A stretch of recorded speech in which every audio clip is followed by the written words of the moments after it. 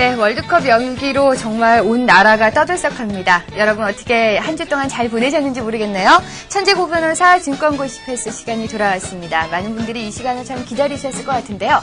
제가 얼마 전에 그 시청자분으로부터 전화를 한 통 받았어요. 근데 그분이 이런 말씀을 하시더라고요. 그동안 참 많은 주식책을 읽었고 자기 나름대로 굉장히 많이 알고 있다고 생각을 했는데 저희 프로그램과 함께 또 공부를 해나가면서 그런 것들이 하나하나 차곡차곡 정리가 돼갔다라는 말씀을 해주셨습니다. 그리고 또 이런 말씀을 해주셨습니다. 지금까지 참 손실이 많았는데 그 손실이 언제 복구될지는 모르지만 현재 손실이 자꾸 줄고 있기 때문에 복구될 날에 대한 희망도 갖고 있다. 이렇게 말씀을 해주셨습니다. 그렇습니다. 주식 투자는 수익도 중요하지만 손실이 나지 않도록 최선의 방어를 하는 것이 무엇보다 중요하겠죠. 자, 오늘의 주인공 고 변호사 나와 계십니다. 어서 오세요.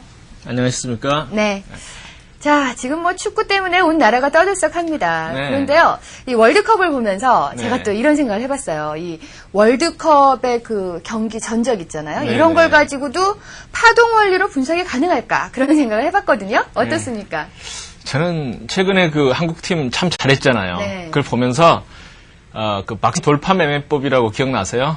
네. 예, 그러니까 파동은 오랫동안 수렴 행보하면 굉장히 큰 힘이 위아래로 나올 수가 있다. 예. 주가는 가령 급등하거나 급락할 수가 있잖아요. 예. 그 제가 요즘 보니까 예. 우리가 거의 수십 년간을 네. 바닥권에서 정말 누구 말대로 그 잔디형으로 수렴한 거 아니에요.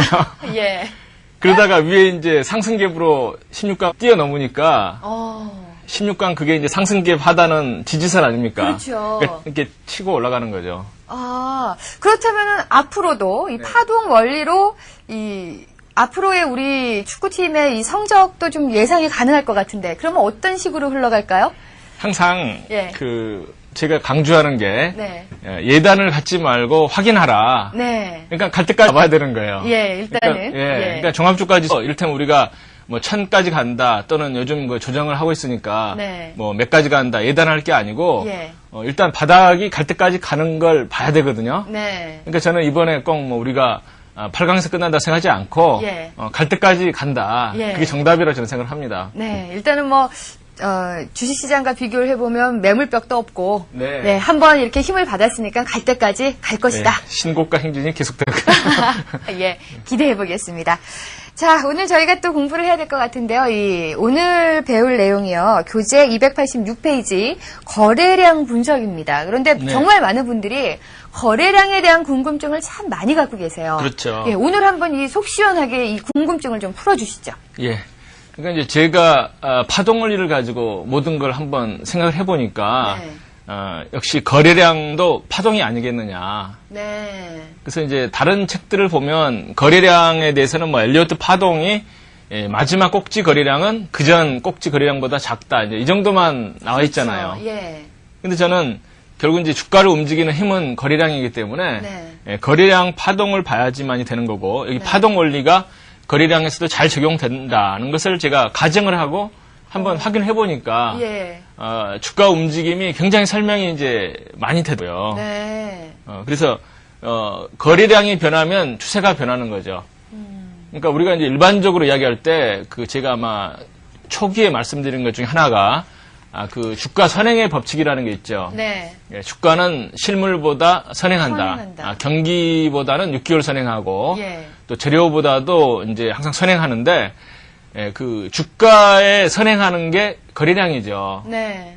왜냐하면 세력이 미리 그 움직인다 그러면은 세력의 물량은 많다는 거거든요. 네. 그렇다 보면 이제 주가보다도 먼저 움직이는 게 거래량이기 때문에 결국은 거래량이 먼저 움직이고 그다음에 주가가 움직이고 그다음에 실물이 움직이고 네. 그러니까 실물이라는 건 이제 어떤 재료 발표 같은 걸 이야기하는 거죠. 네. 그다음에 개미들이 감을 가지고 움직이니까 네. 개미들은 정말 몇 단계가 늦기 때문에 뒷북칠 수밖에 없다 하는 게 이제 제 설명입니다. 네. 거래량 분석을 제가 이제 책에다 상세하게 해드렸는데 네. 거래량 분석할 때 제가 이제 초기에 그 공부를 할 때 그 생각한 게 안 맞는 게 참 많이 나왔어요. 네. 그래서 이제 그것을 생각해 보니까 예. 몇 가지로 우리가 나누어서 생각을 해야 되겠다는 게 그 결론에 도달했습니다. 네. 그게 이제 어떤 거냐면은 예. 그 단기적인 거래량 변화 의미하고 중기적인 거래량 변화 의미는 다르다. 네. 그 다음에 시장 전체 거래량 움직임하고 개별 종목의 거래량 움직임은 다르다 하는 것을 이제 생각을 하게 됐거든요. 네. 제가 책에다가 이제 그 구별되는 그 관점에 의해서 그 주가가 밑에 치고 올라갈 때 거래량 보는 방법에 대해서 설명을 해드렸거든요. 네. 가장 이제 정석적으로 움직이는 것은 그 시장 전체 거래량입니다. 왜냐면은 그 개별 종목 거래량은 그 세력이 속이는 게 너무 많잖아요. 네.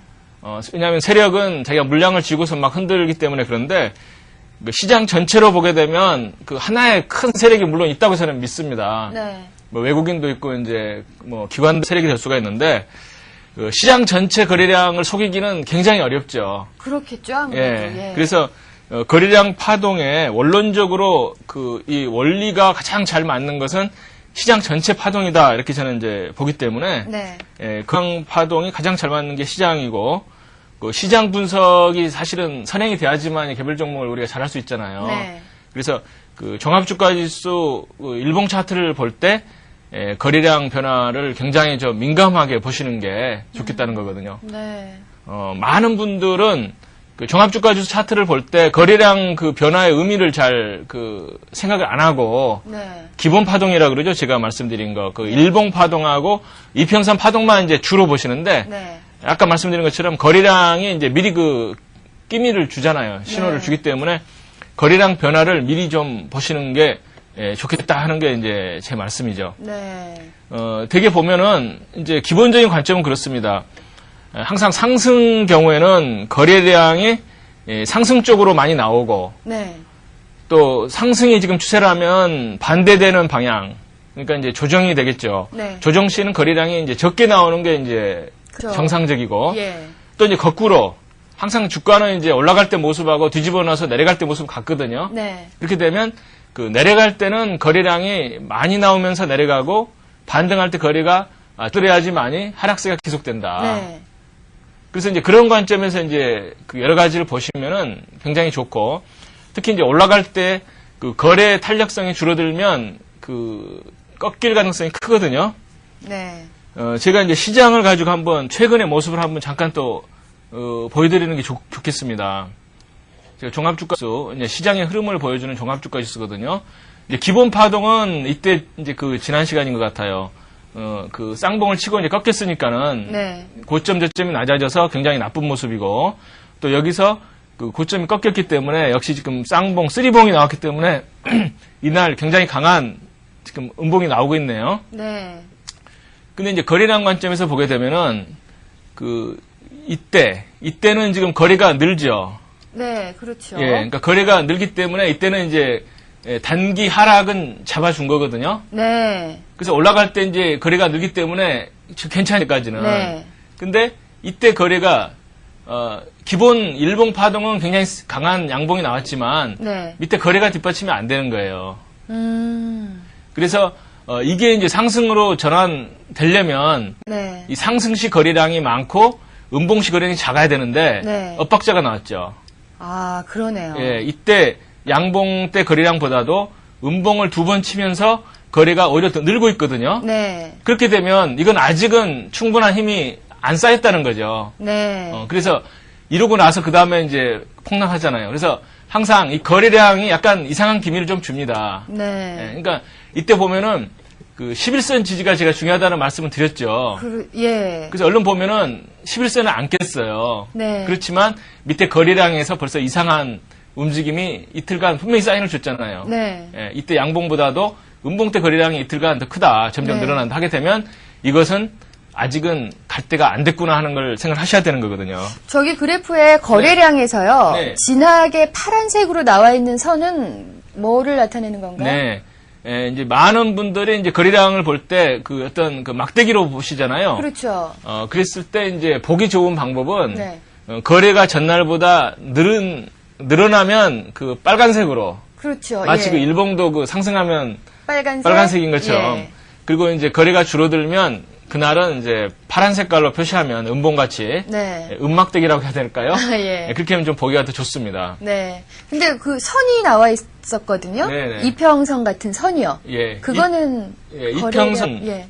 항상 모든 게 이제 제가 일봉이라든가 어떤 다른 걸 볼 때는 이평선을 5, 10, 20, 60, 120 네. 이게 이제 기본이죠. 예.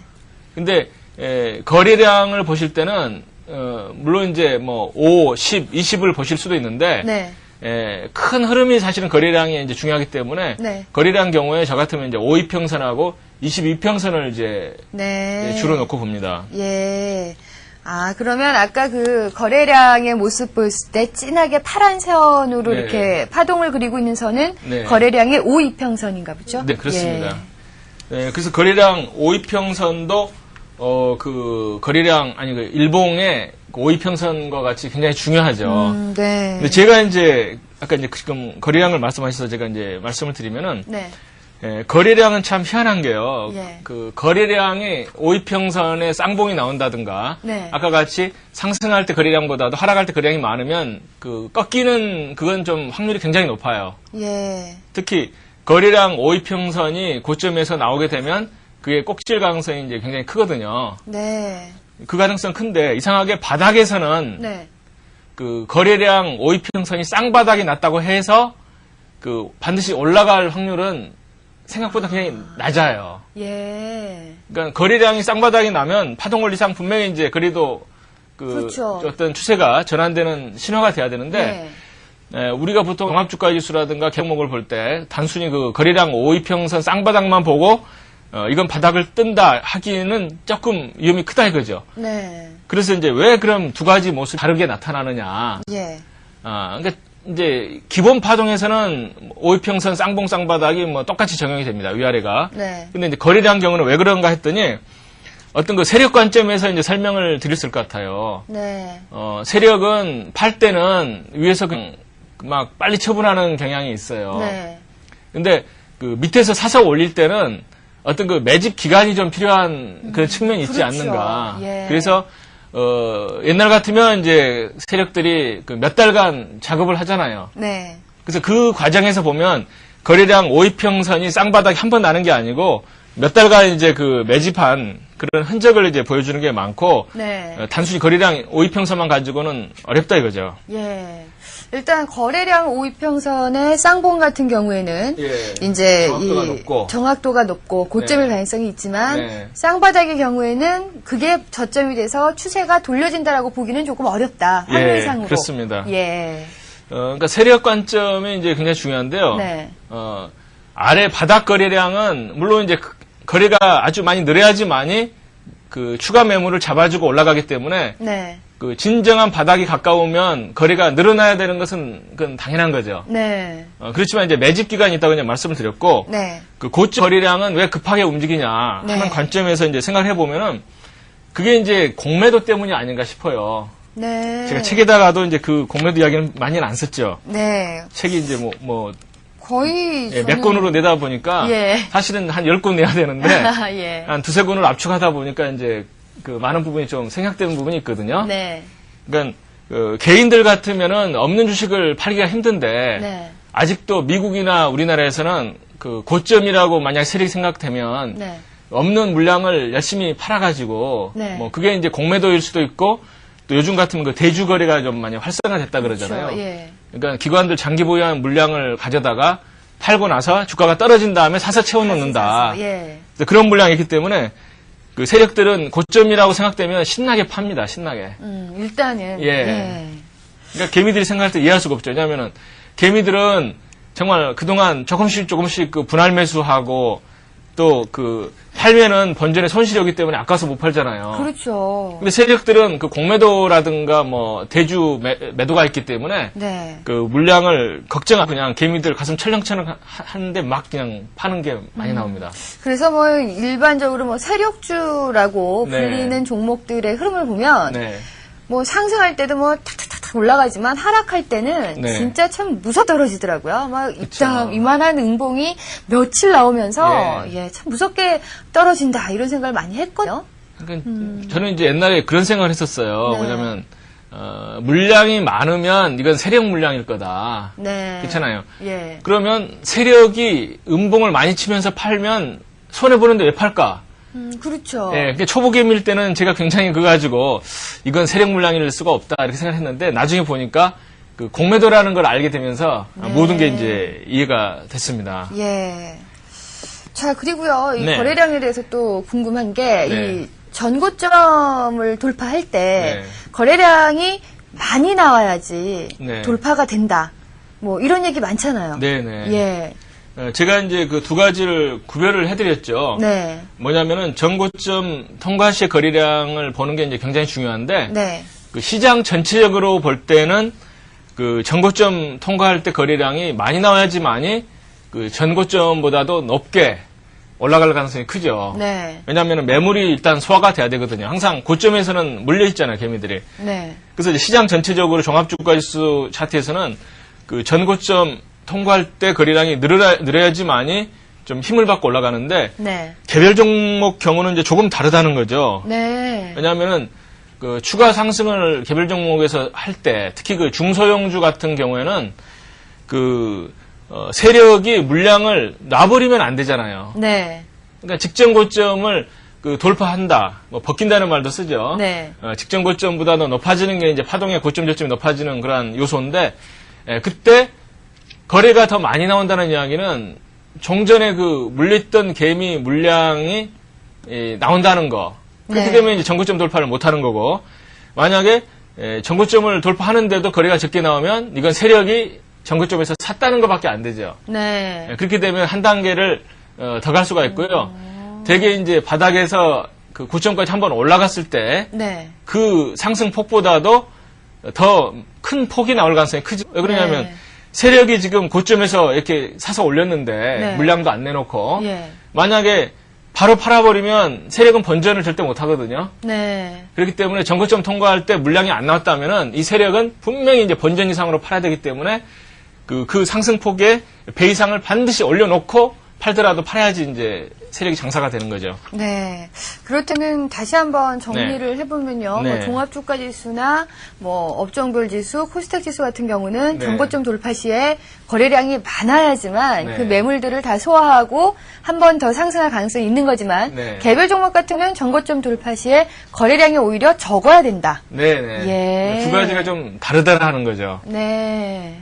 제가 사실 책에다가 좀 몇 가지 사례를 좀 많이 드러났었는데요. 네. 뭐 피어리스라든가 이런 종목들은 역시 네. 장난을 너무 많이 치다가 예. 결국 상장 폐지됐죠. 그렇죠. 네, 예. 너무 뭐 주가 가지고 장난치는 종목치고 제대로 가는 종목이 결국은 없는 것 같아요. 네. 자, 네. 그러면 실제적으로 좀 예. 그래프를 보면서 네. 이제 공부를 해야지 또 이해가 좀 빨리 될 것 같아요. 예. 이게 지금 제가 보여드리고자 하는 게 네. 제 책에도 있는 그 고제, 예. 고제 일봉 차트입니다. 네. 굉장히 급등을 했던 종목이죠. 아우, 그렇죠. 굉장히 급등을 했던 종목인데, 예. 이제 이때 보면은 그 파동이 굉장히 수렴을 하면서 옆으로 횡보를 하고 있죠. 네. 이때 이제 많은 분들은 뭐 어떤 세력이 작업한다는 것을 생각을 하셔도 좋습니다. 네. 근데 이제 중요한 건 뭐냐면 우리가 개미들이 생각할 때는 세력이 뭔가 이것을 매집하고 있으니까 위로 갈 거다고 이제 생각하기 쉽지만 네. 꼭 그렇지가 않다는 거거든요. 예. 왜냐하면은 말씀드린 것처럼 거꾸로 공매도를 치면 내갈 수도 있는 게 세력이기 때문에 네. 그래서 이제 포인트는 이 굉장히 몇 달간 박스권을 만들죠. 한 네. 3달 반 정도 됐나요? 근데 이제 이때 보면 거래가 형편없이 작죠. 네. 그러니까 한 몇 달간의 박스권을 돌파하고 특히 여기서 굉장히 거래가 많이 터지면서 그 뭔가 개미들이 물렸다 그러면 엄청 물렸을 때 네. 이때 이 박스권 상단을 굉장히 적은 거래량으로 가뿐하게 통과하면서 이때는 예. 거의 뭐 상한가 치는 분위기로 치고 올라가죠. 네. 그러니까 전고점을 통과할 때 적게 나오고 네. 오히려 여기서 세게 치면 이건 결국은 세력이 이 바닥에서 여기까지 그 중간 고점까지의 상승폭을 네. 한 배, 뭐 몇 배를 올려야지 이 세력은 본전을 하는 거죠. 네. 그렇기 때문에 추가 상승이 나오더라. 예. 역시 쌍봉으로 무너지네요. 네, 네. 그러네요. 네. 예. 그러니까 이때 보면은 얼마나 뭐 좋은 기사가 신문에 나왔겠습니까? 네. 뭐 고제가 어떤가는 이제 뭐 검색을 해보시면 아시지만은 뭐가 굉장히 뭐가 좀 뭐 신사업이니 뭐가 좀 예. 그 호재들이 터지죠. 네. 그러고 나서는 보면 어때? 이건 뭐 상상할 수 없을 정도로 뭐 한가 치면서 빠지네요. 그러니까 그러네요. 이런 것들을 보면 사실 그 세력이 이건 보면은 이제 완전 세력 탈출이지 않습니까? 네. 뭐 한가를 뭐 거의 한 달간 친 거네요. 네. 이렇게 보면은 이제 세력이 거의 뭐 회사 망할 정도로 이제 그 물량을 정리를 했는데 이때 보면 사실 그 세력이 이걸 미리 아는 거예요. 네. 앞에 몇 달간 준비한 걸 보면은 이제 팔아먹으려고 띄운 거고 네. 이때 보면은 이제 세력 탈출인데 그러니까 이런 모습을 보면 이거 분명히 세력이 장난을 치고 네. 특히 그 회사 관계자들하고 관련해서 치는 게 틀림이 없는데도 그런 거 별로 금감원에서 안 잡고 있다는 게 문제가 되는 거죠. 네. 자, 고세 같은 경우는 정고점을 돌파했을 때 거래량이 적어졌던 그 가뿐하게 모습. 넘죠. 예, 굉장히 그러네요, 가뿐하게 정말. 넘죠. 예. 예. 그렇다면 그 반대의 경우 있잖아요. 예, 마치 그 올라갈 것처럼 보이는데 네. 그 밑으로 빠져버린 네. 그런 대표적인 사례로 제가 예. 국도화 그 차트를 한번 제가 올려놓은 게 있습니다. 네. 지금 제가 이제 보여드리고자 하는 게 국도화의 이제 일봉 차트가 되겠죠. 네. 상당 기간 이제 폭락을 한 다음에 이때 뭐 5일선 쌍바닥 한 번 이렇게 주고 또 두 번 주고 뭐 굉장히 잘 갈 것처럼 보입니다. 네. 근데 이제 문제가 뭐냐면은 뭐 이때까지도 괜찮아. 이때 아마 상한가 치면서 이제 사람들 많이 이용을 했을 텐데 네. 그 다음에 이제 제대로 뜨지를 못하죠. 예. 그러면 이때는 이제 굉장히 중요합니다. 이때는 한 단계 올라가면 굉장히 강한 모습이 나오겠죠. 그렇죠. 박스권을 뭐 적은 물량으로 가뿐하게 통과하면 뭐 아까 고제 보여드린 것처럼 한 이 정도는 갔겠죠. 네. 근데 이제 여기서 이제 중요한 게 뭐냐면 이 윗근 달린 이날 네. 물량이 굉장히 터졌다는 게 문제가 되죠. 예. 이날을 보시면 네. 그러니까 이게 진정하게 위로 가려고 하면은 이때 거래가 굉장히 적게 나오면서 그 다음날 음봉을 한번 줬어야 되거든요. 네. 근데 이날은 결국은 세력이 다 팔아먹는 날이라는 거죠. 네. 그래서 이날 음봉을 줬지, 이날 아침에 위로 못 뜨고 밑으로 밀리는 모습을 보셨다면은 네. 이 전날 이건 세력이 물량을 턴 거라는 걸 생각을 하셨어야 되는 거거든요. 네. 그러니까 그 다음에 뭐 한 달 이상 또 빠지네요. 그러네요. 예, 정말로 그 개별 종목 같은 경우는 네. 정고점을 돌파할 때 오히려 거래량이 적어야지 네. 더 크게 상승을 하고 네, 네. 거래량이 많았을 경우는 오히려 하락하는 그런 네. 모습을 보이네요. 예, 그렇습니다. 그러니까 개별 종목 같은 경우에 이제 정고점에서 거래가 적게 나왔다고 해서 이게 뭐 끝없이 간다고 절대 생각해서는 안 되시고요. 네. 저 같으면 그렇게 이제 제 2권에도 조금 이제 언급을 했는데 개별 종목 같으면 그 호재가 발표가 되면 고점 임박 사인으로 생각하셔도 좋고요. 네. 특히 그 정고점 통과할 때 매물이 적었다고 했을 때 분명히 세력은 들고 있죠. 네. 팔아먹는 그 마케팅이 호재 발표일 가능성이 크기 때문에 네. 이렇게 따라가시다가도 호재가 발표가 되면 저 같으면은 물량을 반을 차라리 정리하시는 게 그게 정석이 아닌가. 오히려 네. 고맙죠. 알려주니까. 그렇죠. 네. 예. 근데 보통 뭐 공시나 호재 발표할 때 네. 그 종목을 보면 이미 많이 상승해 있는 경우가 참 많거든요. 그렇습니다. 예, 그러니까 그 전에 일단은 준비를 해서 네. 이제 뭐 재료를 터뜨리면서 이제 물량을 네. 빠져나오는 그런 그렇죠. 모습을 많이 보여주고 있죠. 네. 예. 그리고 이제 시장 전체 거래량 분석과 이제 개별 종목 거래량 분석의 차이점은 뭐냐면은 네. 시장 전체로는 꽤 큰 힘이 움직이는 거거든요. 네. 그래서 이제 그 거래량이라든가 시장 추세는 갑자기 그냥 급등했다가 오늘 바로 그냥 꺾이고 그러진 않고요. 네. 그 상당히 기간을 두고 어떤 그 신호를 미리 주면서 움직입니다. 근데 개별 종목 같은 경우는 금감원 단속도 있고 그러기 때문에 네. 세력이 이제 물량 털고 나갈 때 보면 예. 귀신같이 그냥 빨리 털고 나가는 아주 거예요. 급해요. 급하죠. 예. 그러니까 개별 종목 같은 경우는 장대 음봉이 생기면 일단 이건 비상사태다 생각하시는 게 틀림이 네. 없습니다. 네. 자, 그리고 네. 저희가 이제 거래량에 대해서 네. 이제 들은 얘기들, 뭐 네. 책에서 나온 거라면 뭐 거래량 상투, 네. 뭐 거래량 바다, 뭐 이런 얘기도 많이 나오잖아요. 그렇죠. 예. 그런 거는 또 제가 어떻게 맨 다루려면. 처음에 공부한 게 예. 그 고점 거래량에서 거래량 상투는 정말 주가 상투다 하는 게 네. 모든 책에 다 나와 있더라고요. 네. 개별적 분석 책들 보면은 예. 뭐 거래량 꼭지가 주가 꼭지다. 근데 이제 되게 보면 거래량 꼭지가 주가 꼭지라는 이야기는 되게 단기적인 현상인 경우가 많습니다. 네. 그러니까 개별 종목 같은 경우는 워낙 세력들이 이제 급하게 위에서 치고 나가기 때문에 거래량 꼭지를 보면 1차로 이제 세력의 물량을 정리했다 이렇게 생각하시면 되고 간 큰 세력도 많잖아요. 네.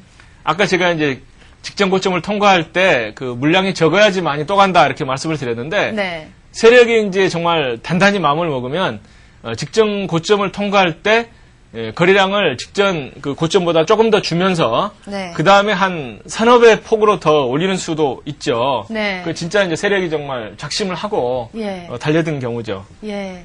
지금 아까 뭐 종합주가지수 같은 경우는 네. 거래량 그 꼭지에서 네. 5일 이동 평균선을 보신다 그랬거든요. 네네. 그때의 5일 이동 평균선의 모습은 어떤 식으로 나타나는 경우가 많나요? 쌍봉이 역시 네. 제일 많이 나오는 것 같습니다. 쌍봉이. 예. 그러니까 거래량이 좀 그 약해지면 네.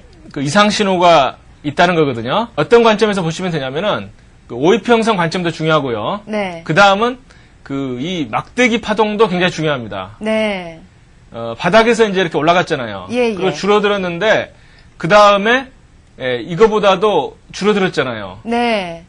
그러면 이 막대기 파동상으로는 쌍봉이 또 1차 난 거거든요. 그렇죠. 근데 이런 관점들을 보면은 네. 그 상당히 확률이 이건 제가 뭐 80%라는 말씀 못 드리고 네. 한 60% 이상 네. 그런 그 감을 잡으실 수가 있죠. 네. 그러니까 그 막대기 파동이 이 줄어드는 현상. 그러니까 네. 이 막대기보다 꼭지에서 막대기가 줄어들죠. 네. 그런 게 참 많이 나타납니다. 예.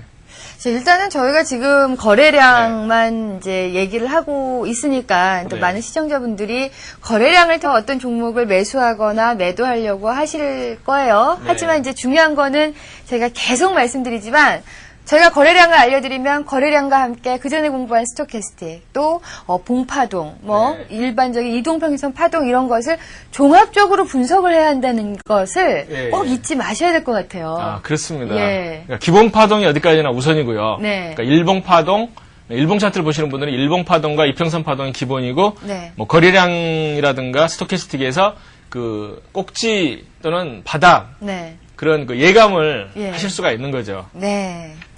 자, 이렇게 계속해서 순간에 달려왔습니다. 298페이지, 297페이지까지 저희가 네. 설명을 해드렸죠? 네. 예. 298페이지도 결국 이제 이건 종합주가지수 주로 말씀을 드리는 건데, 네. 직전 상승 파동과 거래량을 비교해라. 네. 그것은 이제 그 말씀드린 것처럼 거래량 파동이 쌍봉이라든가 그 막대동이 쌍봉이 나오면 그 꺾일 가능성이 상당히 크다. 이걸 네. 이제 생각을 하시는 네. 그런 이제 일반 이론이고요. 예. 사실 뭐 책을 보시면 제가 참 세세한 이야기를 정말 많이 써놓은 것 같아요. 예. 읽어보시면 될 것 같고, 네. 그 다음에 거래량 이동 평균선 그 의미도 5이평선과 22평선을 넣고 보시면은 좀 재밌는 것을 보실 수가 있다. 네. 말씀을 드리고, 네. 여기는 제가 이제 뭐라고 써놨냐면은 그 선물 매매하시는 분들도 아마 계실 텐데, 네. 선물 같으면은 급하게 움직이기 때문에 3일 이동 평균선 봐도 그 어떤 그 파동의 모습이 이제 재밌게 나온다. 이런 것을 이제 말씀을 드리고 싶습니다. 네.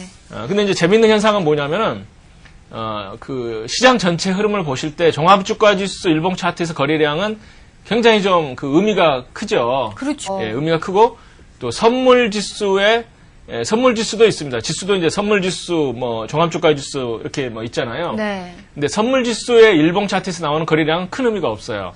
저는 네. 그렇게 보거든요.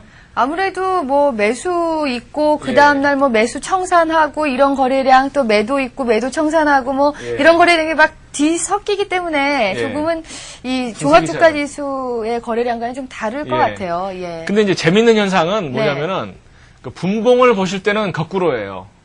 네. 분봉을 보실 때는 네. 그 종합주가지수 그 5분봉 차트에서 나오는 거래량은 네. 별 의미가 없습니다. 예.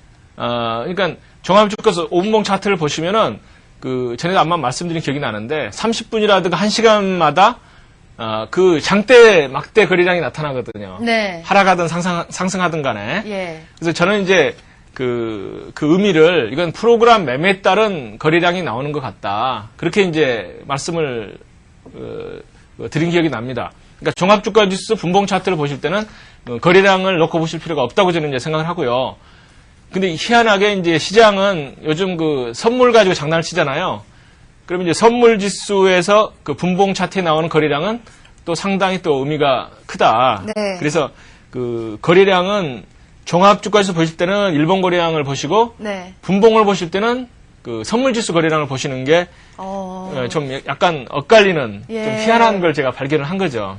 그러면은 종합주가지수 같은 경우 거래량 분석을 일봉을 갖고 하고, 네. 그다음 선물 같은 경우는 장중에 그 지수 변화는 네. 5분 차트로 거래량 분석을 하고요. 네. 예. 네. 그 저는 이제 사실 그 시장의 흐름은 네. 그 30분봉을 기본으로 이제 봐야 된다고 보거든요. 네. 그럼 종합주가지수 30분봉에서는 큰 의미가 없지만은 네. 선물지수 같은 경우에는 그 직전 고점을 통과하면서 거래가 줄면서 옆으로 쫙 가면 한 단계 더 시장이 더 올라가는 수가 많다는 거죠. 네. 그럼 한번 이제 각자 한번 네. 그 30분봉이라든가 5분봉을 가지고 네. 좀 검증을 하시면 좀 의미가 있으실 거예요. 네.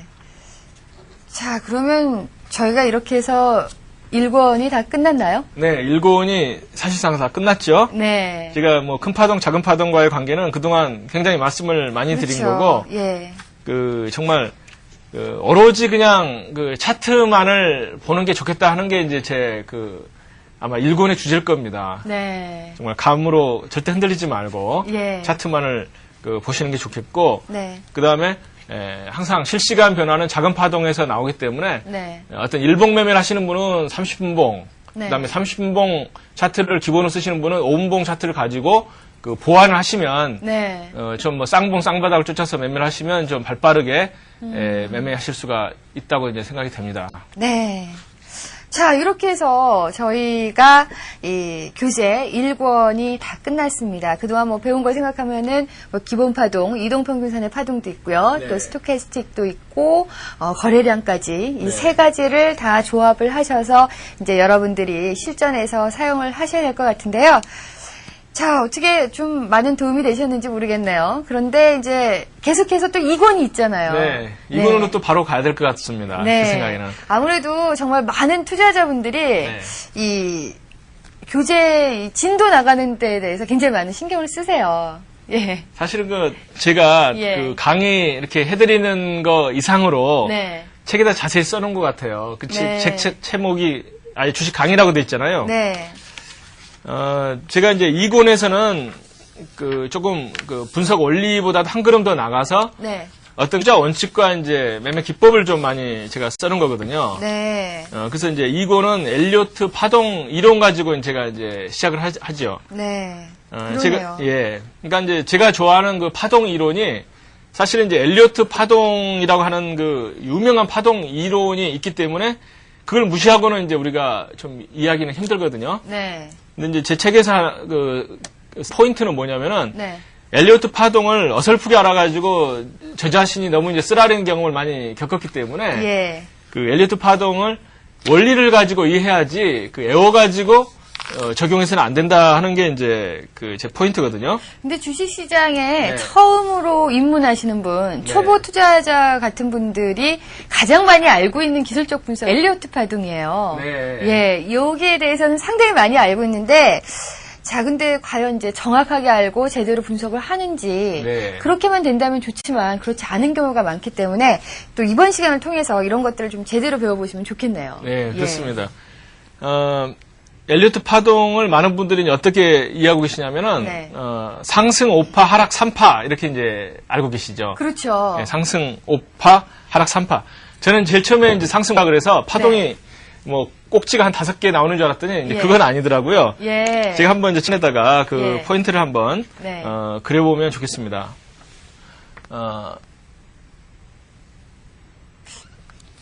정말로 이 상승 5파 하면은 이 고점이 한 5개 정도 나오는 네. 거 이렇게 많이 생각을 하시죠. 그렇죠. 제가 이제 칠판에 이제 그린 게 네. 상승 5파, 하락 3파죠. 네. 그러니까 1, 2 이런 식으로 생각하는 거죠. 3, 4, 4, 예. 5. 그다음 하락은 A, B, B, C C 해가지고 이제 하락 3파다. 네. 이게 사실 꼭지로 보면 꼭지는 3개, 내려갈 때는 꼭지 2개. 네. 그래서 이제 이 모습은 사실 꼭지만 보면은 이건 쌍봉이고 네. 바닥만 보면 이때는 세모라 그럴까요? 오, 쌍바닥이네요. 네, 쌍바닥. 예. 그러니까 사실은 이제 그 기본 원리는 쌍바닥하고 쌍못을 꺾인다고 하는 게 이제 사실은 엘리어트 파동이랑 마찬가지거든요. 예. 근데 이제 엘리어트가 그 어떤 파동 이론 가지고 이제 한 게 아니고 그분은 그 미국 주식시장의 과거 데이터를 가지고 검증을 하셨다 그러죠. 네. 검증을 했더니 뭐 올라갈 때 보면은 그 0.382. 그러니까 올라갈 때는 대체로 한 3분의 1 정도에서 그 밑으로 조정을 받더라. 네. 뭐 그런 식이죠. 네. 그러니까 이게 이제 피보나치 수치라 그래서 유명하잖아요. 네. 0.8인가요? 여기도 참 힘들죠. 0.128? 예. 그러니까 대충 보면 이제 한 3분의 1 정도 수준, 예. 3분의 2 정도 2 수준. 정도 되는 예. 예. 그래서 이제 올라갈 때 조정은 한 3분의 1 정도 받는 거고 하락 시에 또 반등할 때도 역시 한 3분의 2쯤 내려가서 반등을 하더라. 네. 이 수치를 이제 기계적으로 외워가지고 적용하는 분들이 많으세요. 네. 어떤 고수분들도 이제 이 수치를 또 좋아하시는 분들이 있어요. 네. 근데 실전에서 이제 적용을 해보면은 이 수치 가지고 해가지고는 좀 현실적으로 안 맞는 경우가 많거든요. 네. 그러니까 올라갈 때 특히 그 개별 종목 같은 경우는 뭐 정신없이 올라가고 네. 빠질 때도 정신없이 빠지죠. 맞아요. 어떤 분들은 뭐 엘리어트 파동이 정말 대가다. 미국 주식시장에서 뭐 검증된 이론이다 해가지고 고점에서 꺾이는 개별 종목을 한 30% 빠지면은 들어가는 분들이 계세요. 네. 근데 뭐 엘리어트가 뭐 매수를 해주지 않기 때문에 계속 빠지더라고요. 예. 그러니까 그 수치가 중요한 게 아니고 네. 원리가 중요한 거거든요. 예. 또 엘리어트 파동이 이제 왜 상승 5파 하락 3파냐 네. 하는 것은 이제 제 책에도 썼지만은 그 기본 전제가 뭐냐면 그 미국 시장은 대세 상승하는 관점이다 하는 게 이제 가장 중요한 그 포인트입니다. 네. 만약에 미국 시장이 대세 하락했다고 하면 엘리어트는 결코 뭐 상승 5파 하락 3파라고 쓰지는 않았을 거예요. 그렇죠. 어떤 이제 신문 기자분이 그래요. 제가 뭐 갑자기 변호사가 책을 쓰니까 뭐 외도한다고 하셔가지고 예. 이제 그 물어보시더라고요. 예. 왜 가치 투자를 안 믿느냐. 예. 그 제가 이제 말씀을 드렸어요. 우리나라에서 가치 투자하고 미국 가치 투자는 다르다. 네. 그러니까 미국 가치 투자는 그 성공 가능성이 크다. 그 이유는 뭐냐면 2000년 초에 이제 미국 시장이 꺾였잖아요. 네. 근데 꺾이기 전까지 10년간 이상을 상승했던 게 미국 주식시장이에요. 네. 그러니까 미국 사람들이 그 우리나라에 본격적으로 들어온 게 이제 96년도거든요. 네. 그때가 이제 선물 시장이 개방이 됐기 때문에 예. 미국 사람들이 볼 때는 그 위험 해지 수단이 생긴 거예요. 네. 그러니까 한 방향으로만 가면 외국 사람들은 그 불안해서 못 들어오거든요. 네. 그러니까 96년도에 제가 알기로 선물 시장이 개방이 되고 그다음에 97년도에 옵션 그 오픈이 됐거든요. 네. 그러니까 그때부터 이제 미국 사람들이 들어왔는데 그 사람들이 들어오고 나서 우리 주식시장 어떻게 됐냐면은 5년간 내리 빠진 거예요. 네. 한 4년 빠졌나요? 결국 IMF 때까지 계속 빠진 거예요. 예. 근데 그 기간 중에 미국 시장은 계속 상승을 했습니다. 네. 그래서 이제 제가 볼 때는 미국 같으면 가치 투자가 맞죠. 왜 그러냐면 하나 주식을 샀는데 10년간 올라갔다고 하는 이야기는 엄청난 그 대박이잖아요. 그렇죠. 근데 우리나라 같으면 하나 사가지고 95년도, 6년도 외국 사람들이 들어온다 해서 샀던 분들은 그 다음에 쪽박을 찼습니다. 네. 한 4, 5년 하락했으면. 네, IMF까지 맞고 그냥. 그렇죠. 뭐, 운이 좋으면은 그 상장 폐지를 면하고. 네. 운이 나쁜 분들은 정말 그 회사가 다 문 닫고 없어져 버렸잖아요. 네. 그래서 우리나라랑 미국이랑은 이제 전제가 틀리고 그 엘리어트 파동에서 상승 5파라고 하는 이야기는 미국 시장은 상승세가 그동안 과거 경험이었기 때문에 네. 결국은 상승 5파, 하락 3파. 그러니까 상승을 더 많이 하고 좀 덜 빠진다고 하는 관점이 가능하죠. 네. 근데 그냥 그런 관점으로 우리가 뭐 2000년도라든가 또 IMF 직전에 그래프가 망가졌잖아요. 예, 그렇죠. 근데 그때 뭐 30% 빠지면 들어간다 이런 관점으로 들어갔으면 아유, 그럼 엄청나죠. 안 되죠. 그 손실이. 네. 예. 그래서 엘리어트 파동은 그 원리를 모르면은 차라리 그냥 모르니만 못하다 가는 게 네. 이제 제 이론입니다. 자, 일단은 네. 그 엘리어트 파동이라는 자체가 그때 만들어졌을 때 미국 시장의 상황과 네. 우리나라 시장과의 상황이 다르기 때문에 네. 어떻게 보면 또 우리는 우리 나름대로 우리 시장에 잘 맞는 네. 뭐 어떤 파동 원리나 뭐 차트 같은 게 있어야겠네요. 네, 예. 그렇습니다. 그러니까 정말 좀 아이러니컬한 것은 뭐냐면 네. 엘리어트는 뭐라고 그랬냐면은 그 큰 파동 속에 작은 파동이 있다. 네. 사실 그건 뭐 제가 맨날 주장하는 바죠. 네. 실시간 추세는 항상 작은 파동에서 먼저 쌍봉이 난다 하는 게 이제 제 그 어떤 이론 중에 하나인데 네. 그 엘리어트는 이제 큰 파동 속에 작은 파동이 있다고 하는데 그 큰 파동은 무한히 큰 파동도 있고 무한히 작은 파동도 있다는 거죠. 네. 그러니까 뭐 엘리어트가 그 파동을 막 분석한다 그러면 정말 1분 파동, 5분 파동, 그다음에 10분 파동, 30분 파동, 그다음에 뭐 시간 파동, 뭐 일봉 네. 파동, 주봉 파동, 월봉 파동으로 막 가는 거죠. 네. 그래서 이제 뭐 파동 하나의 주기가 뭐 10년짜리도 나오는 거죠. 예. 근데 이제 참 안타까운 것은 뭐냐면 가령 우리가 IMF 직전에 어떤 분이 그 어떤 파동을 작은 파동을 가지고 매매를 했으면 몇 년간 계속 빠진 거잖아요, 파동이. 그렇죠. 그리고 나중에 이제 그 어떤 꿈 해몽식으로 나오는 이야기는 큰 파동으로 보면은 그건 조정이었다. 예. 그럼 참 얼마나 허탈해요. 너무 정말 허탈하고 예, 정말 황당하죠. 네, 그래서 예. 그 파동의 원리적인 관점. 그러니까 아까 제가 이제 지적해드린 것처럼 네. 엘리어트는 분명히 파동은 저점에서 상승하고 그 쌍봉에서 꺾인다고 하는 게 사실은 그 이론에 녹아들어 있거든요. 네. 제가 이제 칠판에 지금 그린 그 차트를 보고 네. 엘리어트가 이제 그 여러 가지 명제를 제시를 했습니다. 네. 그 그렇죠. 그 명제는 좀 대부분이 맞는 게 많아요. 네. 근데 그 원리를 한번 이제 같이 한번 보시는 게 어떤가 싶습니다. 예. 엘리어트가 이제 뭐라고 그랬냐면은, 이거 이제 엘리어트 이야기인데요. 네. 상승할 때 첫 번째 막대기는, 이 상승, 이 부분은 이거보다는 작다. 네. 그 다음에 하락할 때 이 막대기는 이 막대기보다 작다. 네. 그 이야기를 했습니다.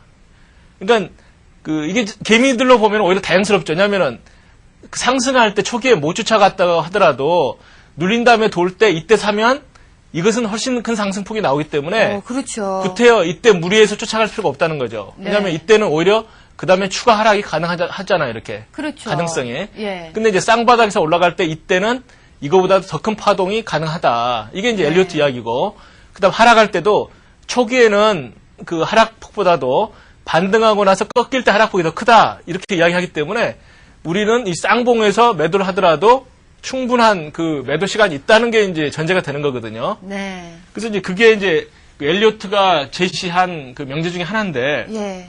그 원리를 제가 이제 책에다 쓴 거죠. 왜 그 주가는 저렇게 움직일까? 네. 어떤 뭐 엘리어트가 신이라서 움직인 것도 아니고 그 어떤 개미들이 약속을 해서 움직인 것도 아니거든요. 네. 그러니까 심리적으로 보게 되면 항상 그 상승 초기에는 사람들이 이제 확신을 못 가지고 못 쫓아가죠. 그렇죠. 그러다가 쌍바닥이 높아서 올라가는 걸 보게 되면 그러니까 추격 매수세가 엄청나게 들어온다는 거죠. 네. 그러니까 이제 파동 원리를 아시는 분들 같으면 그때 이제 따라잡으니까 그 초기에 따라잡는 분들은 좀 그 발빠른 그 파동을 아시는 이제 개미분들이고 네. 막판 꼭지에서 이제 물리시는 분들은 좀 그 올라가는 걸 보고 감으로 이제 쫓아가는 분들이고. 네. 근데 여하간에 그 상승 그 첫 번째 올라가는 것보다도 두 번째 올라갈 때 추격 매수들이 많이 들어오기 때문에 당연히 그 상승폭이 강하다. 네. 그 다음에 이제 내려갈 때도 초기에는 그 하락에 확신이 없기 때문에 그 많은 분들이 이제 물량을 안 던지죠. 네. 근데 쌍봉을 치고 꺾이는 모습을 보게 되면 다들 겁이 나고 뭐 세력이라든가 또는 이제 파동 아시는 분들은 그때 이제 물량을 집중적으로 던지기 때문에 두 번째 하락은 클 수밖에 없다. 네. 근데 그게 결국은 이제 파동으로 보면 쌍바닥, 쌍봉 때 이제 강하다 이렇게 이제 되는 거고 심리적으로는 그 개미들의 추격 매수세가 들어오는 게 항상 두 번째, 그러니까 네. 뒷북을 치는 두 번째더라 하는 것 때문에 미국 시장에서조차도 엘리어트가 검증해 보니까 그렇다 하는 거거든요. 네. 지금 말씀하신 내용들은 지금 현재 그 주식 강의 2권의 20페이지에 네, 나와 그렇습니다. 있는 얘기들이죠. 엘리어트 파동 이론의 예. 그 포인트를 한번 검증을 해보는 거거든요. 네. 그리고 이제 엘리어트가 또 뭐라 그랬냐면은요, 이걸 보고 말씀을 드리면은, 네. 이 상승에서, 이 저점은 이 저점보다 높다고 그랬습니다. 쌍바닥이네. 쌍바닥이다. 예. 근데 이것은 이제 결과와 원인이 이제 뒤바뀌었다고 생각이 되는 거예요. 네. 뭐냐면은, 이 쌍바닥이 됐기 때문에 올라갔다. 이렇게 이제 우리는 오히려 봐야 되거든요. 쌍바닥이 그렇죠. 됐기 때문에 상승세 확인했다고 봐야 되는 거지. 네. 항상 이런 차트 모양대로 항상 쌍바닥이 나온다고 볼 수는 없는 거죠. 그렇죠. 예, 그래서 엘리어트는 저점이 높아야 된다고 했는데 그건 결국은 원인과 결과가 바뀐 거나 마찬가지다. 네. 이렇게 이제 말씀을 드리고. 예. 그다음에 엘리어트가 이제 이야기한 것 중에 한 가지가 거래량 포인트가 이제 굉장히 중요한 포인트죠. 네. 거래량 포인트 정말 엘리어트가 정말 미국 차트에서 이제 검증을 한 건데 거래량이 이제 일봉 밑에 이제 표시됐다고 봤을 때 이 꼭지보다 이 꼭지가 분명히 높지만 네. 거래량 파동으로 보면 거래량 파동이 가령 5일선도 좋습니다.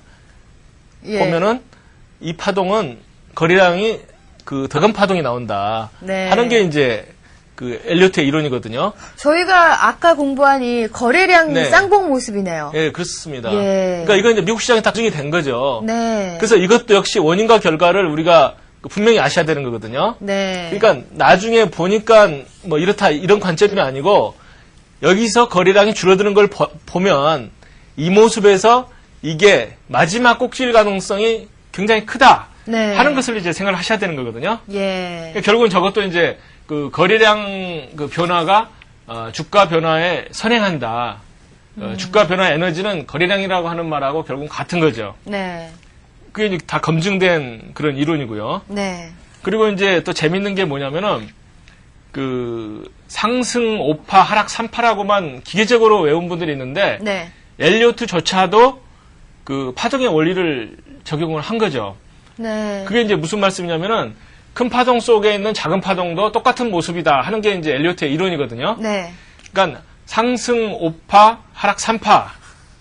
결국 네. 이제 그게 어떤 뜻이냐면은 움직이는 방향으로 항상 강한 힘이 나온다는 거거든요. 네. 그러니까 엘리어트조차도 큰 파동은 대세 상승 관점이라고 이야기를 했지만 움직이는 방향으로 큰 힘이 나온다는 것은 자기도 이야기를 한 거거든요. 네. 그러니까 이제 이 파동에서 보게 되면은 올라갈 때는 이제 상승 3파, 하락 5파인데 네. 이 작은 파동 속에서도 작은 3파가 이렇게 작은 5파가 나오고 예. 하락할 때는 작은 3파가 나오는 거죠. 네. 또 작은 5파가 나오고 작은 3파가 나오는 거죠. 네. 그럼 작은 3파 5파 하락할 때 작은 3파가 나오는데 네.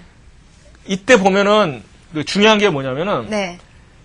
추세가 전환될 때는 내려갈 때 강한 힘이 나오잖아요. 네. 그러니까 이것은 이제 만약에 습관성으로 그렇게 말씀하신 분 같으면은 분명히 올라갈 때는 작은 상승 5파, 작은 하락 3파, 작은 상승 3파 여기까지는 맞죠. 네. 근데 추세가 바뀔 때는 어떤 모습이 나와야 되냐면은 작은 3파가 나오는 게 아니고 작은 5파가 나와야지 맞아요. 네. 이해가 하락이 되세요? 강해야 되니까. 그렇습니다. 네. 그러니까 엘리어트조차도 네. 이때 하락 작은 하락 5파, 네. 작은 상승 3파, 네. 작은 하락 5파를 이야기한 거거든요. 예. 그러니까 이게 하락 5파, 이게 하락 3파, 반등 3파라는 것을 예. 아셔야지만이 엘리어트 파동을 제대로 이해하신 거거든요. 네. 그러니까 네. 고 변호사께서 계속해서 상승과 하락은 차트를 거꾸로 놓는 거와 마찬가지다라고 말씀하셨는데 엘리어트 포동에서도 그게 네. 적용이 되네요. 그렇습니다. 예. 그러니까 엘리어트조차도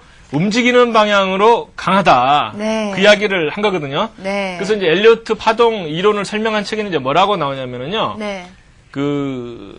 움직이는 방향으로 파동은 강하고 반대 방향은 약하다. 네. 그러니까 가령 파동도 상승 5파는 상승세를 전적으로 이제 전제를 한 거잖아요. 네. 근데 이제 일반론으로 이제 바꾼다 그러면은 하락이 만약에 추세다 하게 되면 추세 파동은 하락이죠. 네.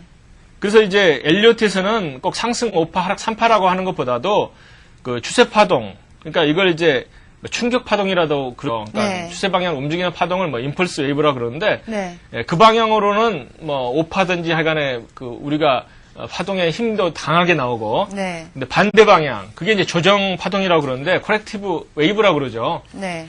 조정 파동은 약하다. 그래서 이제 하락 3파다. 이렇게 이야기를 하는데 우리가 이제 보통 조정이라고 그러면 지수가 상승하다가 조금 하락하는 걸 보통 조정이라고 그러잖아요. 네. 근데 이제 진짜 파동에서는 뭐라고 해야 되냐면은 네.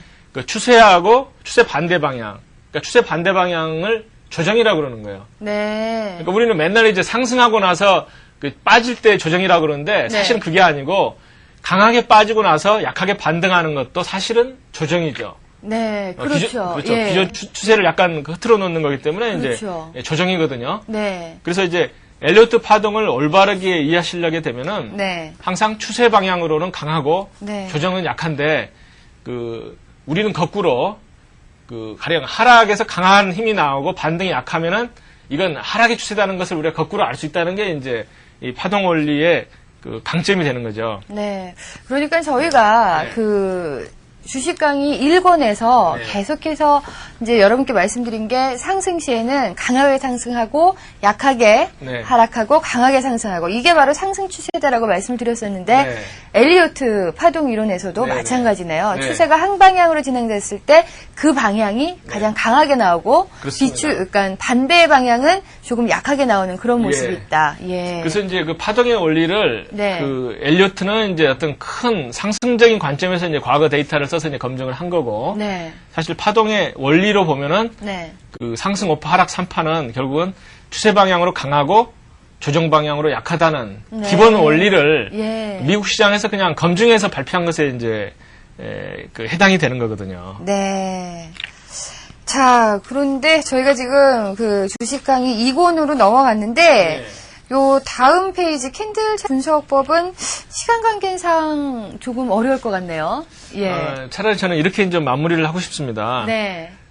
사실 캔들 차트 분석법이 어설픈 기법이라고 제가 아주 그냥 대문짝만하게 예. 썼는데, 예. 우리가 1권 초기에 네. 제가 한 두어 번에 걸쳐가지고 네.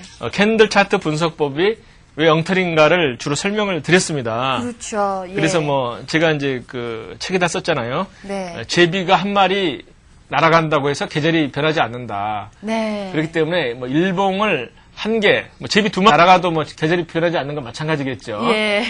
그래서 이제 제비 한두 마리 보고 우리가 판단할 수 없기 때문에 네. 캔들 차트 분석법에서 되게 이제 내세우는 게 일봉 하나, 둘 또는 셋, 많으면 넷도 있겠지만 네. 그래서 그러한 캔들 분석법은 파동 속에서 보시면은 괜찮은데 네. 파동을 보지 않고 무조건 음봉 개수, 양봉 개수, 아래끈, 윗끈 이렇게만 해가지고는 안 된다는 것을 제가 이제 몇 번 말씀드렸거든요. 네. 그래서 대부분 말씀을 드렸기 때문에 네. 한번 그걸 보시고요. 네. 제가 다음 시간에는 네. 흑산병이라 그래서 36쪽부터 네. 좀 하는 게 어떤가 싶습니다. 네. 자, 그러면 오늘 2권 35페이지까지 했고요. 다음 시간은 36페이지 적산병, 흑산병 참 많이 들어보셨을 것 같은데 여기에 대해서 또 배워보도록 하겠습니다. 시간이 조금 남죠? 네, 시간이요? 예. 한 1, 2분 남는 것 같은데. 그쵸. 예. 어떤 비법을 공개해 주시려고요? 아니, 그건 아니고요. 예. 최근에 예. 휴맥스에 대해서 또 논의가 많기 때문에 네, 휴맥스를 맞아요. 잠깐 제가 언급을 좀 해드리려고. 아, 좋죠. 그러니까 파동 관점에서 제가 이제 말씀 한번 드릴게요. 네. 제가 이제 보여드리는 차트가 휴맥스 일봉 차트거든요. 네. 휴맥스는 정말 작년 가을 대세 상승할 때 네. 외국인도 참 많이 사고 왜 이렇게 좋다는 실적 기사가 많이 나왔는지 모르겠어요. 그렇죠. 엄청 나왔잖아요. 예. 그게 이제 3월 달 또 4월 초에 걸쳐가지고 이제 꼭지를 치고 네. 빠졌는데 굉장히 실적이 그동안 좋다고 소문이 무성했는데 최근에 또 갑자기 나쁜 이야기도 조금 나오잖아요. 네. 그래서 이제 제가 이제 휴맥스 일봉 차트는 이제 각자 한번 띄워보시는 걸로 하시고 예. 휴맥스 봉 차트를 보시게 되면은 네. 제가 이제 가장 나쁘다고 하는 무너지는 N자.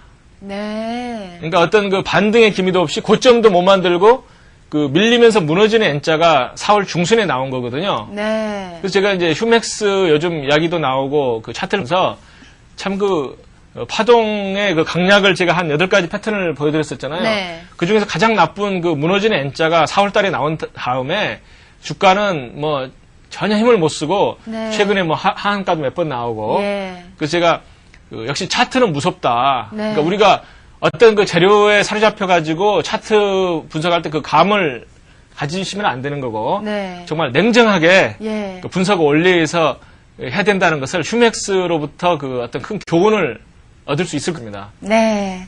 자, 이렇게 또 마지막으로 우리 시청자분들을 위해서 휴맥스 지금 참 그 코스닥 시장에서 또 하나의 화제가 되고 있는데요. 휴맥스 일봉 차트 여러분들 직접 한번 보시면서 지금 말씀해 주신 거 이렇게 잘 보시면은 훨씬 더 이렇구나 하고 이해를 하실 것 같습니다. 자, 오늘 좋은 강의해 주셨죠? 고승덕 변호사 감사합니다. 네, 이렇게 해서 또 저희가 공부를 했습니다. 월드컵 국가대표도 선수들 보면 참 잘한다. 언제 저렇게 실력이 늘었지? 이런 생각들 많이 하실 텐데요. 저희가 눈에 보이는 것 말고 그 뒤에 더 많은 노력과 또 힘든 일들을 다 극복해냈기 때문에 이런 결과가 나올 수 있을 것입니다. 마찬가지입니다. 지금 공부하고 또 주식시장에 직접적으로 매매하시고 많이 힘드시겠지만 열심히 공부하시면서 또 하나하나 풀어나가신다면 아주 좋은 결과가 있을 겁니다. 자, 다음 시간에 더 알찬 내용 가지고 다시 찾아뵙습니다. 감사합니다.